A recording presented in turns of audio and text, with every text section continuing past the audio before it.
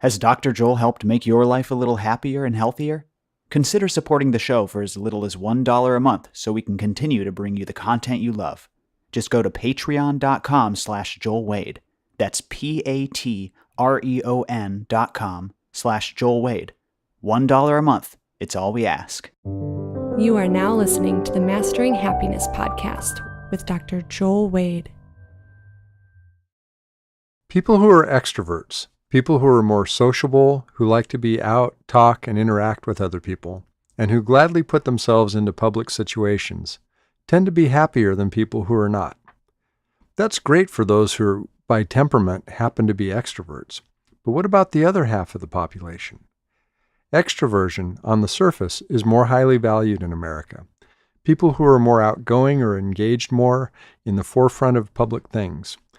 It's common nowadays to do a lot of work in groups with social interaction at the center of the process, and solitary work is less valued in some ways.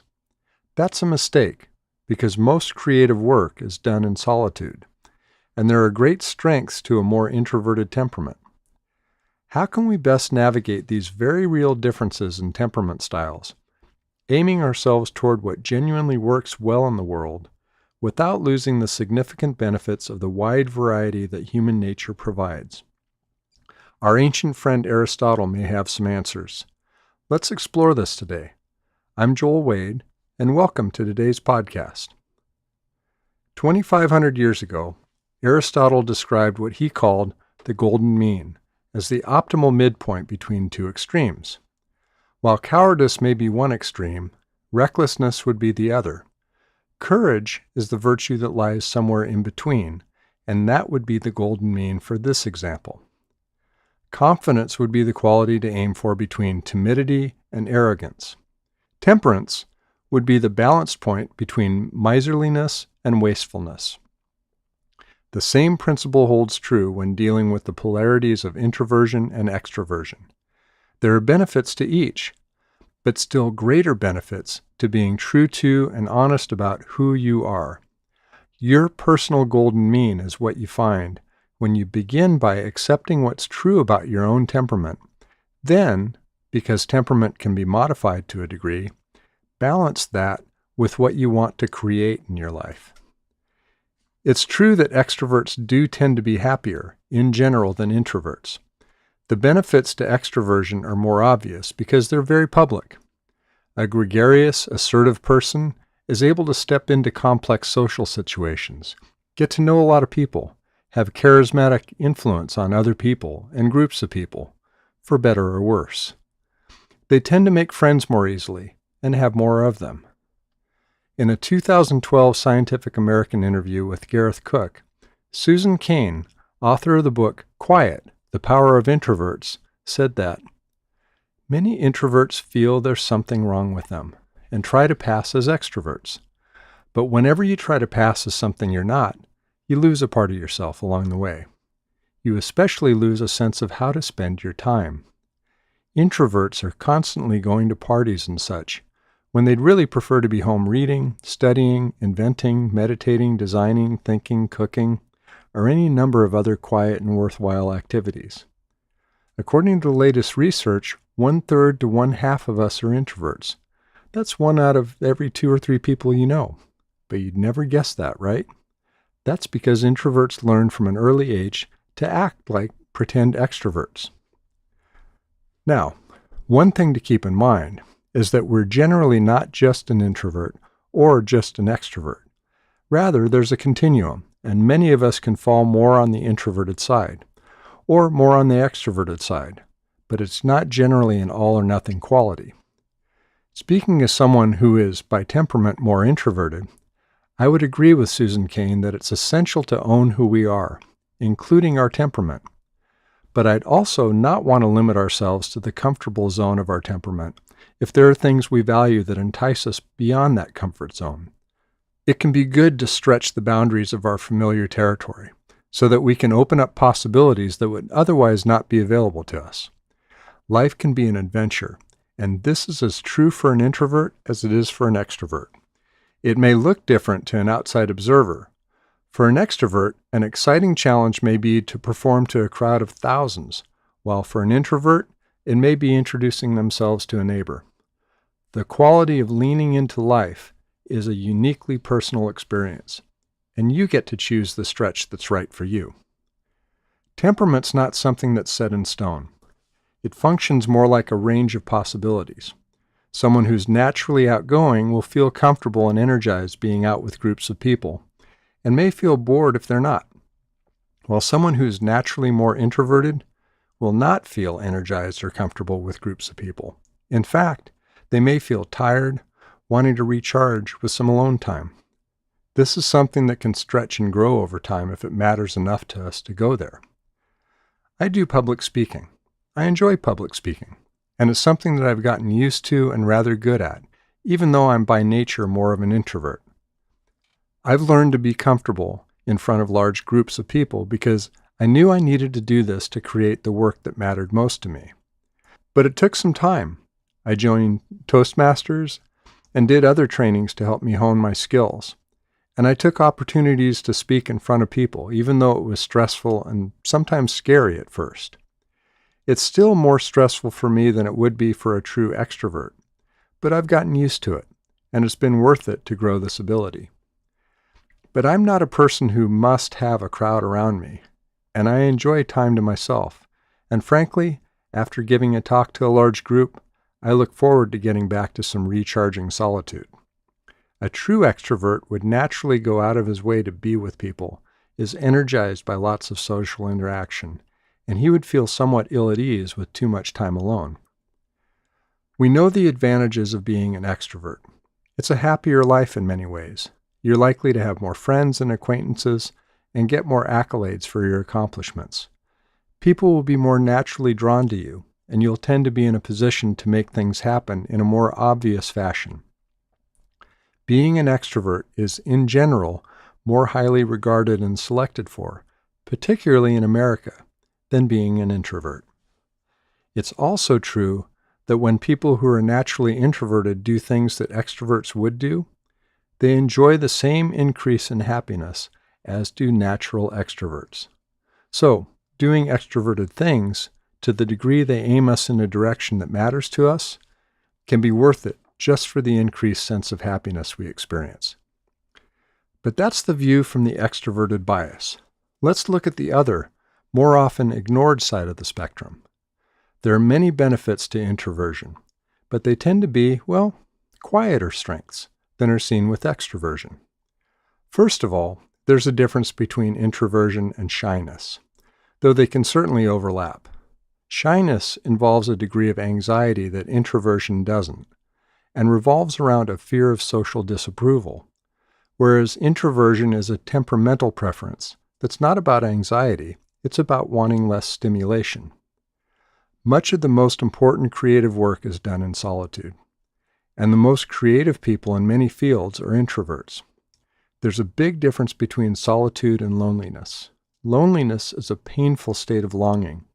Solitude is a peaceful, expansive quality that a person experiences alone and is essential for creativity. Introverts tend to access this state more easily.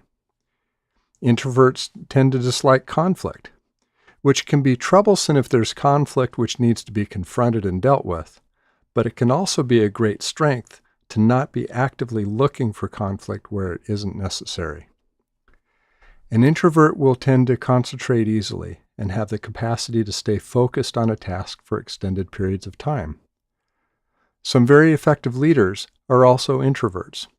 Not surprisingly, their style is much different from the kind of charismatic leader who will move people to follow them with great enthusiasm.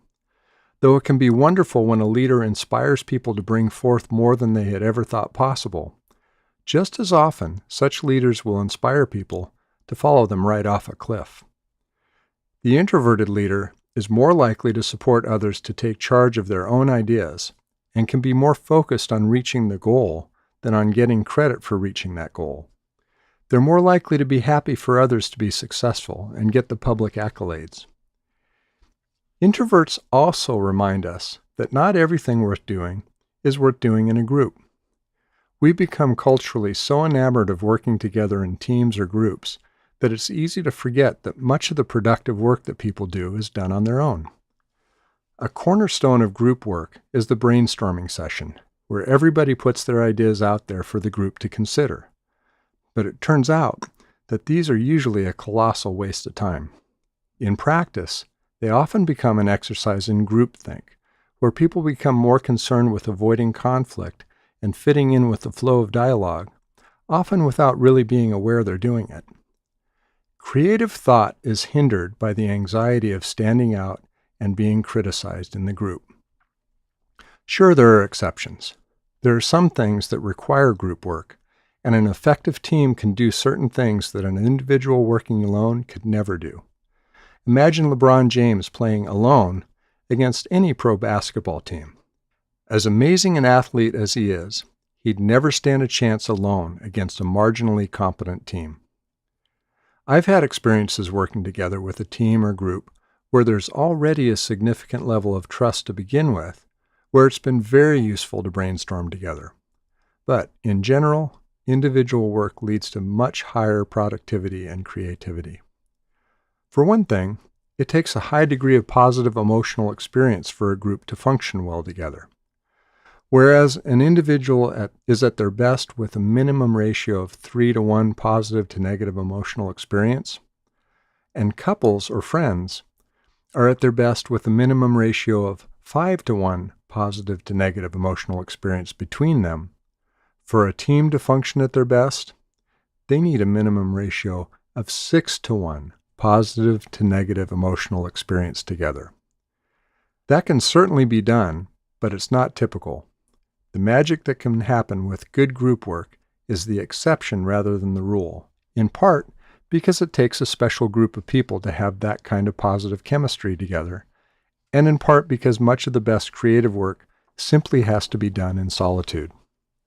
So, while there's certainly much to be said for extroversion, and for doing extroverted things, even if they don't come naturally to us, introversion also holds the potential for tremendous strengths.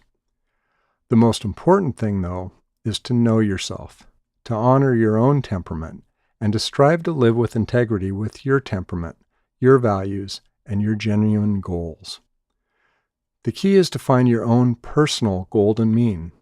What's the optimal balance of introversion and extroversion for you, given your natural temperament, your goals, your strengths, and your expectations and aspirations for the kind of life you want? Temperament is not set in stone. It's more like a flexible range. What's right for you doesn't come down to what feels most comfortable for you at any given moment. What's most comfortable for you may include lots of bad habits that are limiting your life. Just because you feel comfortable staying in your room all day doesn't mean that it's good for you. What's optimal for you is an honest and effective balance between your natural tendencies and your aspirations. The question is not whether you should be an extrovert or an introvert. The question is, what do you need to do in order to live a life that's meaningful to you, given your strengths, abilities, values, aspirations, and temperament? Strive to integrate these. Strive to live with integrity with all of these, and you'll find your own personal golden mean.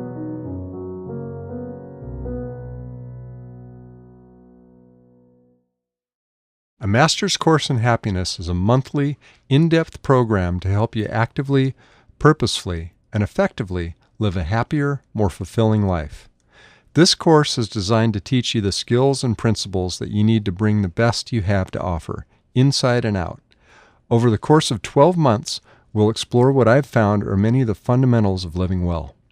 Through audio, video, and written material, you're supported to learn and practice specific actions each month that will strengthen you, inspire you, and enable you to lean into life more fully.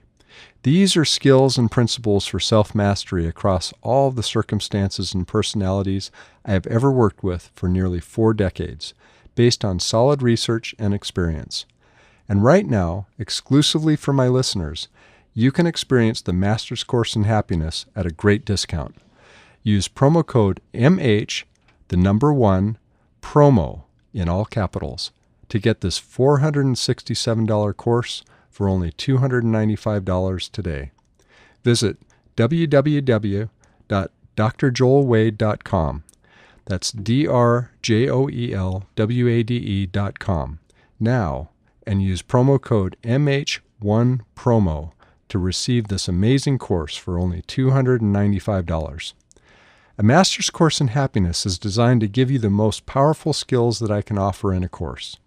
It will give you the tools and knowledge to apply yourself fully to the mission of mastering yourself.